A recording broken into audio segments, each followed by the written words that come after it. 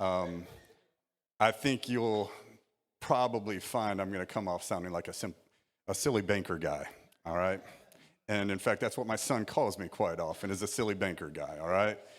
He wants to be a basketball player, and I try to act like I'm cool and try to get him to think that maybe being a banker isn't all that bad. When he has a bad practice, I go, dude, man, you are practicing like you want to be a banker, you know? That's.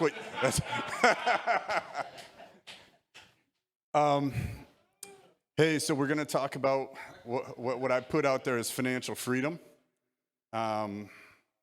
Like I said, I come off with the risk of sounding like the silly banker guy, so I'll try to put it in the terms of Pastor Jimmy and Pastor Kwame, as far as saying that, hey, we're all blessed, right? We're all blessed.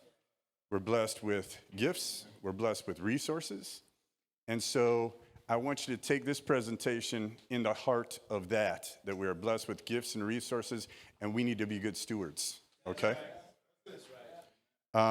So there's probably a lot of stuff in this presentation that may not be quoting scriptures, but I want you to know and believe that, hey, this is about being good stewards, all right?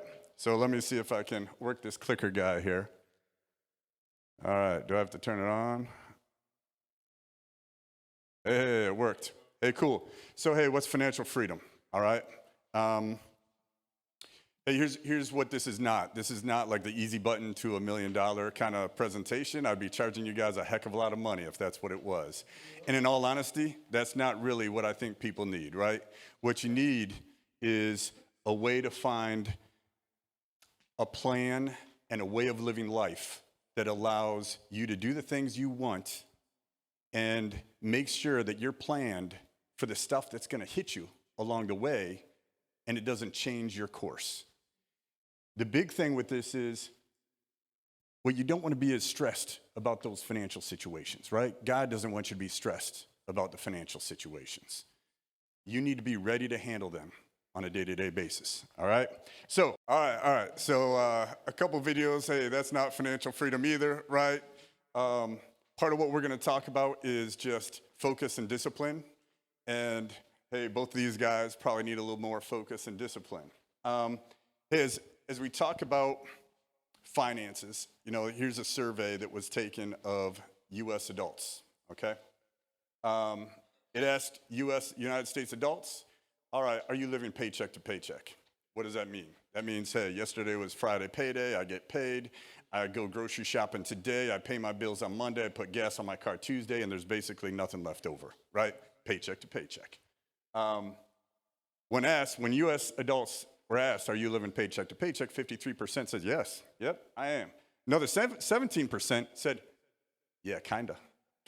So somewhere 60 to 70% of United States adults are living paycheck to paycheck, right? So if you find yourself in that boat, you are in good company, all right? But I would also say that is also not financial freedom. Financial freedom is tough, and that's why there's only a small percentage that are kind of living that world, all right? Hey, let me ask a question. All right, so today's December 18th, 2 weeks from now, January 1st, a lot of people set New Year's resolutions. What do you think the top New Year's resolutions are that will be set this year? Throw it out. Get out of debt. What about this one right here? Yeah, losing some weight, right? All right, so here are the results, right? Top 5 New Year's resolutions. This is from 2021, but this is very consistent, so trust me, it's going to be the same thing this year as well. Number 1 is lose weight, right? Because I want to look good. Number 2 is I want to save money because, man, when I look good, I want to do stuff. Number 3, eat healthier. Why? Hey, I want to look good. Number 4, learn a new skill. Why? Because I want to make more money, because when I look good, I want to do stuff.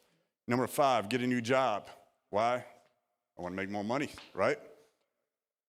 Look at the bottom. Unfortunately, over 60% of New Year's resolutions fail by February. February, wait a second, that's just 1 month. They fail by February.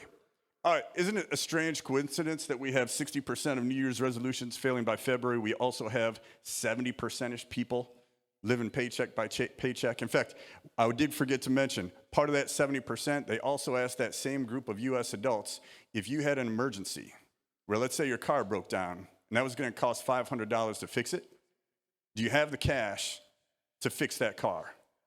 A very similar 70% said, nope, I don't have the cash. I'd have to borrow. All right? So these are not a coincidence. And one of the things I'll tell you is at the end of the day, it's up to you. All right? I'm going to go through some tools and tips and that kind of thing. But at the end of the day, you got to be part of the 30%. You know, you got to be part of the 30% that is kind of busting your butt to do it and do it right. All right? You can't be one of the 40% here that fail by February. Okay? All right. So let's talk about losing weight. Probably not what you wanted, but hey, I like talking about losing weight a little bit because it's very easy, simple kind of conversation, right? How do you lose weight? You know, we're a predominantly Liberian church, so I'm going to use some Liberian kind of examples. So let's say I'm going to Liberia in another 3 months.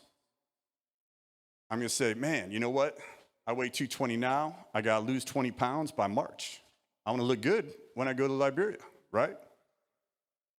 Well, you might go, man, 20 pounds in 3 months, that's a lot. How are you going to do it? I would say, you know what? I'm going to start going to the gym. I'm going to go to the gym 3 times a week, and I'm going to cut out my fast food, and that's how I'm going to lose my 20 pounds. All right, then what I have to do, number 4, I have to focus. I have to have discipline. But you know what always happens is number 5. Number 5 is stuff happens, okay?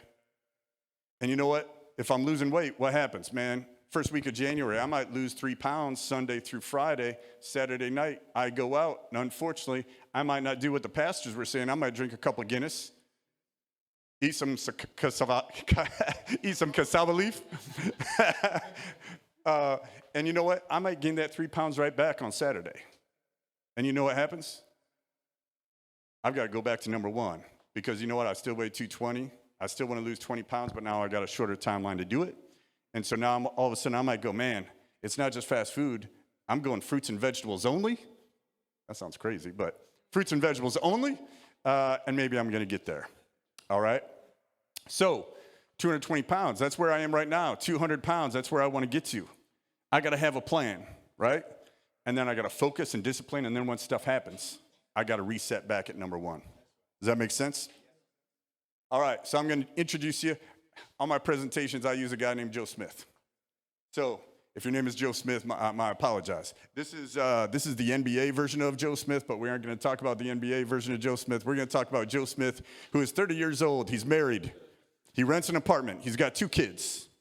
He wants to visit Liberia every 2 to 3 years, and eventually wants to build a house and move back to Liberia. All right? Those are his goals. That's what he wants to do.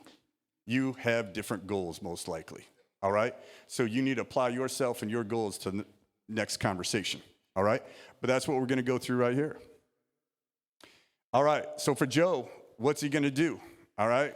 Let's start out with step 1 with Joe. He needs to know where he is. If you're trying to lose weight, where are you? It's pretty easy. I weigh 220 pounds, right? What about financially? Where are you? What's your number? All right? So let's talk about how you get there. Balance sheet. All right? Balance sheet sounds probably too technical. It's not, all right? What it is it's a list of your balances. You have to know where you are right now, figure out where you want to go. A lot of people just jump to a budget. First, figure out where you are, all right? So we're going to talk about where Joe is. And a balance sheet can be simply what you got and what you owe, all right? That's how I would break it down. What do you have? What do you owe? All right? So Joe, I'm going to go through each of these painfully, all right? Checking account. Some of you might not have a checking account. If you don't, I'd suggest you get a checking account.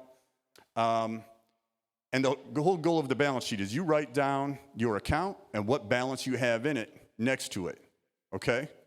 For checking account, don't write a balance. Just put 0 or a dash. Checking account is money in, money out. What does that mean? It means you got paid yesterday, you went to the grocery store today, you paid your bills Monday, you put gas in your car Tuesday, and you're probably not going to have all that much left over. If you do, get it out of that checking account. Otherwise, you're just going to spend it. Okay? So checking account, don't even worry about a balance. It's money in, money out. Emergency savings is the next one, all right? Emergency savings. Everyone here needs to have emergency savings. You can take that advice or not, but I'm going to tell you a lot of stuff that you need to have. You need to have emergency savings. I would suggest with at least $500 in it. Let's go back to the survey that we just talked about. How many people have an emergency savings? Hardly anybody, all right? 70% of U.S. adults can't pay for a $500 emergency. This is why you want it. It is for stuff that happens, right? When stuff happens, you don't want it to take you off your course. It is for car repair, medical expenses, home repair, stuff that happens that you didn't expect, okay? You need to have an emergency savings. We're going to talk about that a little bit more. Short-term savings.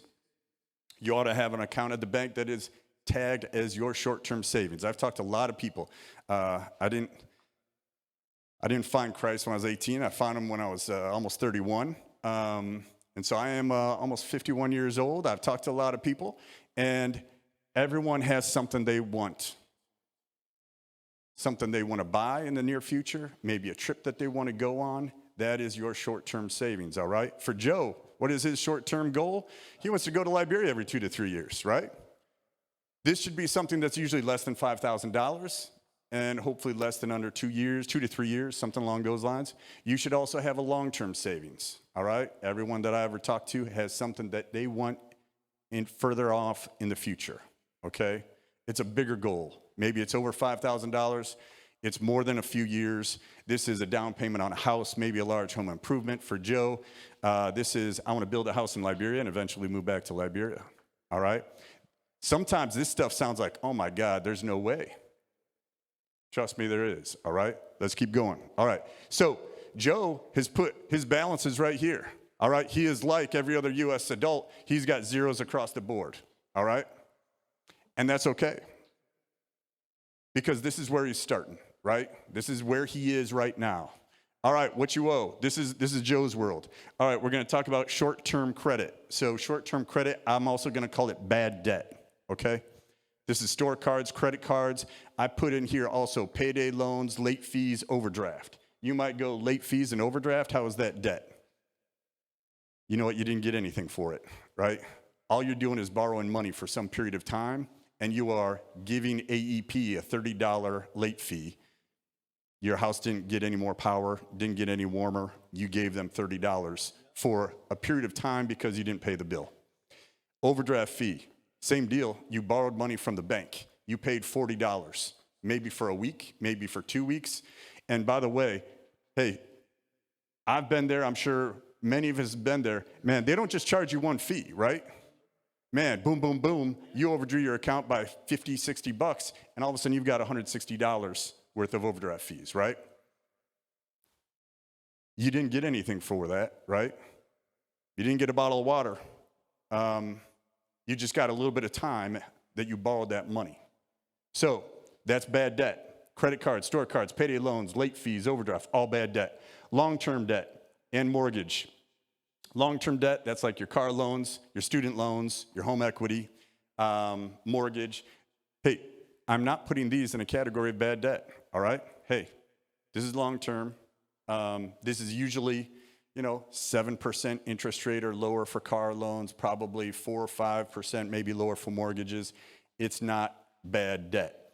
So for Joe, he's got $500 on a Macy's store card. He's got $2,000 on a Chase credit card. So he's got $2,500 worth of short-term credit or bad debt. And then he's got a car loan with Fifth Third for $7,000.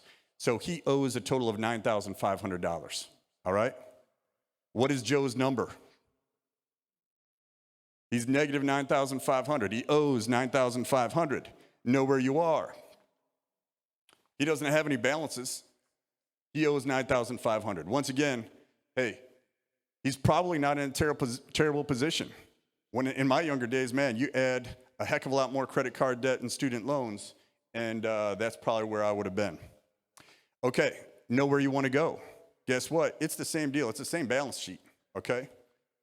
It's another column. And what I would suggest is set a goal that's 6 months out. Could be 3 months, could be a year. Set a goal that's 6 months out and figure out where you want to go, right? I weigh 220 pounds. I want to lose 20 pounds. I want to get down to 200. That's what this is, right? He owes $9,500. Where does he want to go? All right, so where does Joe want to go? Hey, he wants to put $500 in an emergency savings account. Why? Because he's sick and tired of stuff happening and he puts it on a Chase credit card. What else? Down here, he wants to get rid of that bad debt. $2,500 worth of bad debt. Uh-oh, that's a $3,000 improvement. That seems like a lot of money. That is a lot of money, okay? But that's a $3,000 improvement. That gets him down to the new number of negative $6,500, right? So where he is now, he owes $9,500. Where does he want to go? He wants to have $500 in his savings and then get that number he owes down to $7,000. You guys following me so far? Yes. Cool. All right. This is where people usually jump to. And I'm going to tell you the first 2 steps are important to know where you are now, know where you want to go, because then you know what you need to set a budget for. A lot of people jump right to the budget. Oh, I got to save money. All right, well, what are you saving for? Well, I'd like to do better. This will help motivate you. When you actually see where you want to go and you actually start getting to where you want to go, it'll give you a little bit more motivation and reassurance that, hey, you know what? What I'm doing or what my wife and myself are doing, we're doing good here, right? All right. So what does it mean? Joe needs to add $500 to his savings, $2,500 he's going to pay off on his credit card. That's a total of $3,000 he needs of extra money over a 6-month time period. $3,000. Once again, that's a lot. Over 6 months, what does that mean? $500 per month, right? $500. That's a lot of cash. So a budget. A budget is a spending plan, income and expenses, right? Instead of what you have and what you owe, this is what you make and what you're going to spend, all right? How do you do a budget? Here's what I'm going to tell you to do. And I'm going to tell you, hopefully everybody's got a phone. I'm not asking you to pull them out, but this is one of your biggest friends with a budget. Because every bank has an app, and I'm going to, tell you guys right now, what one of the biggest challenges are is look at your bank app about 10 minutes a day. That sounds crazy, but 10 minutes a day. What you're going to start out here, hey, Peter, can you get that box and pass out? I got another handout. What I'm going to tell you right here is the first thing you want to do is look at your last 3 months of your bank app, of your statements, whatever. Figure out what you're making and what you're spending, all right?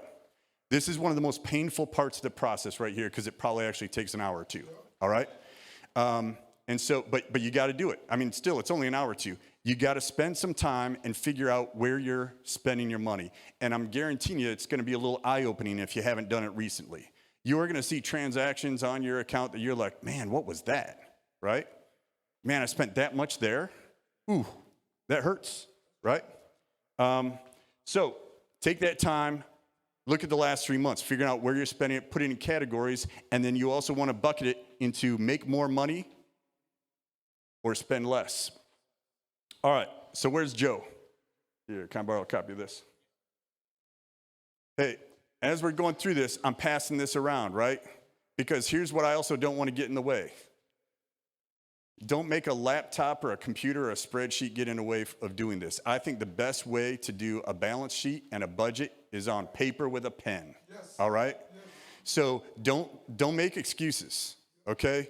Use a paper, use a pen, figure out what your balances are. The next page is the budget, all right? So what is Joe's budget? All right, this is him and his wife, and this is per month. I would suggest you do a budget on a monthly basis, all right? And this is after taxes. Their paycheck is $3,500. That's for a whole month. That's for both him and his wife. Some guys might not have a joint account with both the wife and the husband. I recommend you do. But I'm not going to get into that argument right now. For this example, Joe and his wife are making $3,500 a month, okay? That's what they make. Then you figure out what you spend. And I always like to put this in needs and wants, all right? And you can argue these categories. You can argue how much it is. You can argue if it's a need or want. But the goal is do it, right? So what he's got, hey, the pastors will see, tithe is $350. Hey, that's a must-have for Joe, right? Rent, $750. Car payment, and we can talk about before tax and after tax. No argument about that. So we got car payment, insurance, AEP, Columbia Gas, Chase, Macy's. Those are the cards he wants to pay off. What I want, cable TV, I need to pay for my cell phone bill. I've got some restaurants, some groceries, some clothes. I've got some going out fun and some miscellaneous, because stuff comes up that I didn't plan for. And so that's what he's put as his budget over the last 3 months. That's what he has done over the last 3 months. What's important is what you see is what's left over, zero. Hey, 70% of United States citizens or U.S. adults are going paycheck to paycheck. What is the definition of paycheck to paycheck? This. You want to know why Joe doesn't have any money in his short term or in his emergency, his short term or long term savings? It's this, all right? You got to figure out a way to get the extra cash, okay? So that is the next painful step too, because, hey, these are tough decisions, right? These are tough decisions on the way you're living your life, the way your wife is living her life, the way your kids are living, all right? So, hey, there's two options here really at the highest level. Try to figure out how to make more money or try to figure out how to spend less. Here are a list of ideas. You may have way better ideas than these. These are pretty decent ideas. What I'm going to tell you is you can't just do one. If you're serious about it, you're going to try to do all of these and more because you're going to get a little bit here and there to try to get there. So, hey, make more money, pick up extra hours, shifts, try to get a higher paying job. Once again, New Year's resolution kind of stuff. Get a new skill, ask for a raise. Those are the big ticket, make more money kinds of things. Get a second job. Spend less. I'm going to say this again because, man, this is near and dear to my heart. I worked at a bank, as you heard, for many years. I know how much banks make off of overdraft fees, and it's absurd. Okay? It's absurd how much they can make off of one person in a year. Okay?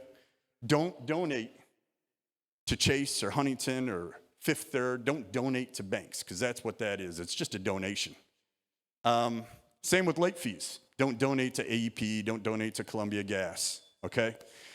Never use payday loans. All right? Never use any of the quick cash.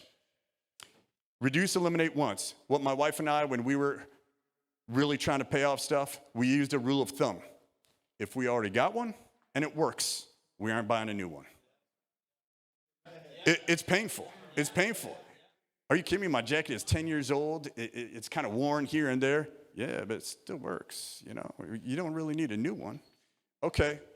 My wife and I, Orlando can attest to. We had holes in our kitchen floor for years and years. Holes, not just through the vinyl, all the way through the floorboards. They weren't huge. People weren't going to fall in them. But, man, people would walk in our house and go, man, you got holes here, right? Yeah, we were focused on completely other stuff. We weren't going to fall through them. Yeah, we aren't proud of them. If you already have one and it works, don't buy a new one. Rent, try to get a cheaper apartment, roommate, cheaper something, utilities. Hey, call your utilities every year and say, hey, I'm trying to be on a budget. What can I do to lower my payment? You'll be surprised. They aren't going to cut it in half, but $10. $10 here. Yeah, seriously. Spend less on food. Hey, restaurants, meat, junk food, those are the easy ones. Consolidate toxic debt or bad debt onto a mortgage or car loan. If you have an asset, you can use that to consolidate your debt to one payment that's hopefully lower. Don't be dumb, though. Don't consolidate the debt and then rack up the credit cards afterwards, right? That's the painful part. One of the biggest things at the bottom, man, use tax refunds. Use tax refunds to change your financial position. Hey, a lot of people, not everyone, a lot of people get tax refunds in January, February, March timeframe. Might be $500, might be $5,000. That is a huge way to put yourself in a better spot. So what's Joe going to do? Joe's decided he's going to work an extra 4 hours a week. That's 16 hours a month. So he can get an extra $250 after tax. He's going to put some of that right back in the tithe because he's making more. He's also called Columbia Gas and AEP. They're going to lower his payment by $10. He's going to switch to YouTube TV. Whatever. All right, so $30 savings there. Do everything you can. Hey, one option is just get rid of cable, go with Netflix, whatever you need to do. And by the way, this is just for 6 months. It doesn't mean that after 6 months, he can't then go back to some of these things that he wants. He's gonna kick out some of the fast food that they've been spending money on. No more Guinness, all right? That sounds crazy.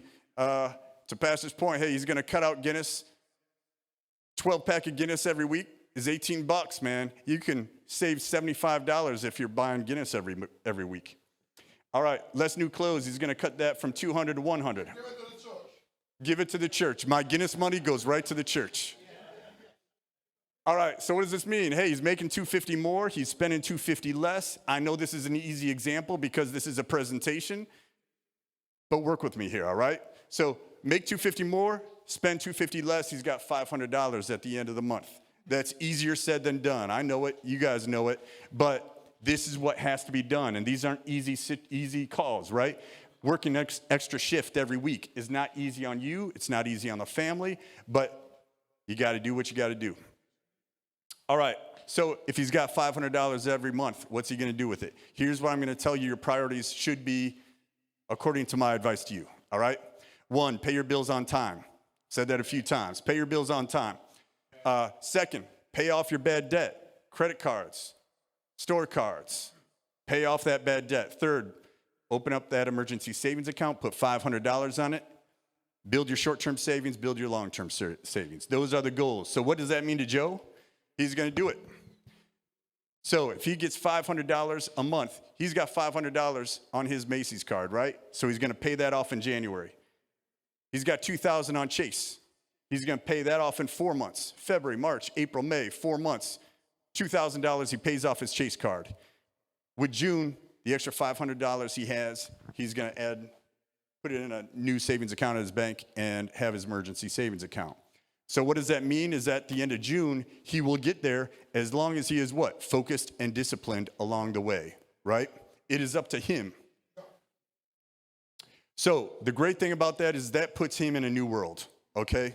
When he does his budget starting July 1st, so at the end of June, all of a sudden he has paid off his Macy's and his Chase credit card. He's got an extra $250 every month that he can use, okay?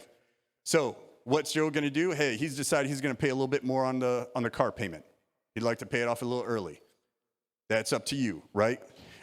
He's also going to go back to normal on a couple of things. He's going to go back to normal on restaurants. He's going to go back to normal on clothes. You know, that was a sacrifice they made for 6 months. But the big thing he's going to do is he's going to start putting $50 every month into his emergency savings account. Why? Emergencies happen. It takes your balance down to zero. You don't have to go back on your budget to get it back there.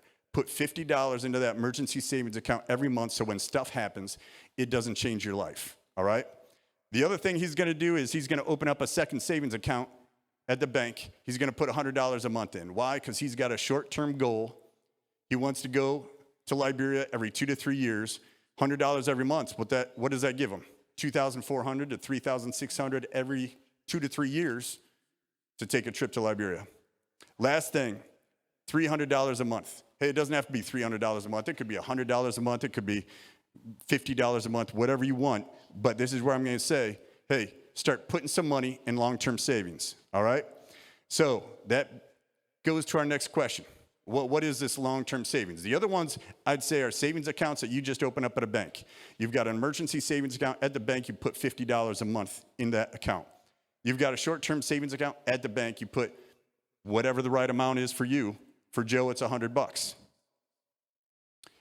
Hey, so this is going to take it to a little bit kind of the next level, all right?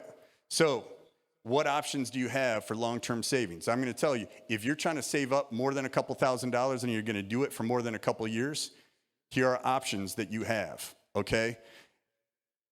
Everything above mutual funds is pretty much zero risk kind of options. It's also very low return kind of options, meaning you aren't going to make much money off of your money, but they're no risk. So savings account, I don't know if you guys know, but you basically earn 0.01%. So not 1%, it's 0.01%. So you might as well just say zero, okay? You make nothing in a savings account. Money market account is for larger balances. It's like a savings account. You don't make much more than that. You make 0.5%. CDs, another bank type of account, you have to actually lock your balances in this account for a period of 6 months, 1 year, 2 years. You make a little bit higher interest rate because of that, but now we're still talking about 1%, okay? You could buy U.S. Treasury bond. They start getting in the 2 to 4% range. I'm going to skip over mutual funds right now, and I'm going to talk about stocks, all right? How many people own stocks in the United States? It is somewhere around 20%. It is a very low percentage of people that own shares of a company in the United States, okay? So think of this as buying shares of General Motors, Apple, Facebook, Netflix, whatever, right? You're buying shares of a company, all right? Depending upon what company you buy, it could be low risk, could be high risk, could be low return, could be high return, all right? Crypto, I tell you what, it's crazy how many times I'm asked about Bitcoin and not investments. Bitcoin is a hot topic right now. That is a type of cryptocurrency. There are tons of them. This is high risk, high return. I put the bottom one on here, going to Hollywood Casino, right? Hey, you can buy Bitcoin. I agree. And that might be a good thing for you to do. But you can also go to Hollywood Casino. You can walk up to the roulette wheel and put $1,000 on black. And you have a 47% chance you're going to win. And guess what? That's a 100% return. You will get $1,000 back in that moment that it hits black. That's exactly right. And so the reason I put this on here is when you think about investing, don't think about betting. That's where some people get caught and they lose money because you think, oh, wow, my friend, he made this much on this. I'm going to put $1,000 on that. All right, if you don't know what the investment is, if you aren't skilled in investments, don't place bets. That's completely different than investing, okay? Here'd be my recommendation. What is a mutual fund? A pool of many investors' money that is invested across multiple companies, currencies, commodities. Go ahead. Please.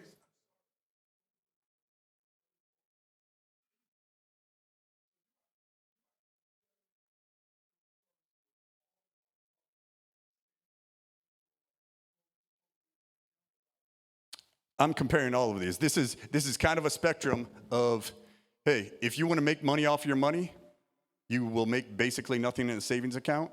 If you want to make a lot more money, you could buy crypto. But here's what I'm telling you. Don't do it unless you're willing to lose that money. I go into Hollywood Casino with my wife, and you know what? We each give each other $50. Why? Because $50, we're okay losing that. And that's the question we have to ask ourselves when we're walking through those doors is, all right, what are we okay with losing? And as soon as you get to these higher risk types of things, you have to ask yourself the same thing. What are you okay with losing? Hey, I might win big on blackjack, but I got to be okay with losing it before I'm going to win it. Same thing with crypto, I would argue. It's very high risk. You better be okay losing it if you're going to invest it, okay? Like I said, hey, I've been around a little while. I've lost money placing bets. So this is near and dear to my heart as far as, you know what? I don't place bets anymore. I don't place bets on stocks because trust me, as soon as you think you know, that's when I'm going to tell you probably don't know, okay? So I'm going to go back to mutual funds. Hey, this would be my recommendation for anyone who is a new or early investor. This is a pool of money with many, many other investors. You are investing in a pool of stocks, bonds, commodities, and currencies. Usually this has a low to medium risk with a low to medium return, but you can go for higher risk mutual funds, okay? So what would my advice to Joe be? It would be the stock market. If you know the stock market over the last 30 years has averaged a 10% return over those 30 years. 10% beats any of those interest rates back here. You might say that's not enough. Hey, because I will say this, Bitcoin, the value of Bitcoin has increased 150% since early this year, which means if you had $100 Bitcoin, it's a lot more, but anyway, that would be 250, right? And so you might go, man, 10%, Scott, that doesn't sound great.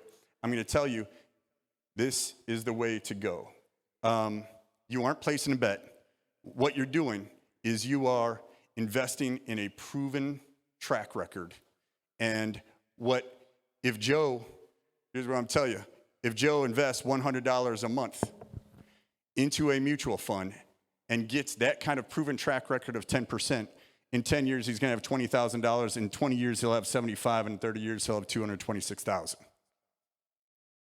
If you invest $200, it'll go to 40, 151, and 452,000. Okay? Think of a wealthy person in your head. Picture them. It's probably someone that's a little older, right? Did they get wealthy by placing a bet on a couple stocks? You might hear stories of that. This is the real deal right here. This is what they've been doing over a period of time, okay? They haven't been placing bets. They haven't been going with the flavor of the day. They have been consistently investing month over month, and this is what happens. Joe, man, if he puts $300 a month in at 10%, he's going to have $60,000, $227,000, $678,000 by 30 years. After 20 years, hey, he's a 30-year-old guy. When he's 50, he's going to have plenty of cash to start building that house and start thinking about early retirement and going to Liberia. All right? Now, let's put this in a different context. Let's say you're a 20-year-old guy, and your goal isn't to live in Liberia. Your goal is to build a house in the United States in the next 6-7 years. This same return applies. All right? So if you're a 20-year-old guy, you might go, man, I can probably start putting $200 a month into a mutual fund every month. And in 10 years, I'll have $40,000. Well, I don't want to wait 10 years to buy that house. Well, you're going to have plenty of, I went a little crazy there. All right. You're going to have plenty of money probably in 5, 6, 7 years. All right. So whatever goals you might have, your long-term goals, what I would suggest is this is where you start. Hey, once you have $20,000, $30,000, all right, once you have that, hey, start thinking about stocks, maybe even crypto, right? Because I tell you what, once you have that core investment, hey, then you can take a little bit here and there and start going a little riskier, right? You can start saying, hey, you know what? I've done a lot of research, and that's the key. I've done a lot of research into this company, into this industry. Let me start going there. The other thing I would tell you is before you do that, get a financial advisor. I've got 4 kids, as Robert said. They all play different sports. I love all the sports, and I don't know any of them very well. Am I going to trust myself to train my kid? No, what I'd rather have is a good coach, a good trainer, because they do this all day, every day. Am I going to trust myself to know what the right company or stock is to invest in? I know I don't. As soon as you have $5,000 in investments, most financial advisors will start talking to you, okay? And so the first step I'd do is I'd go to the bank. Wherever you bank, they're going to have an investment banker that can talk to you. And they're going to have an investment banker that can set up a mutual fund, have that debited out of your account every month, build up that balance. As soon as you start getting to where you feel a little bit good about yourself and you want to start thinking about other things, get yourself a financial advisor. They're smart people. They do this for a living, okay? Let's see. So, hey, this is Joe having a plan, all right? This is Joe having a plan. The next thing is focus and discipline. I'm going to tell you the same thing. Use the app, all right? Use the app. I'm going to challenge you 10 minutes every day. It's not even going to take 10 minutes. It'll probably take 2.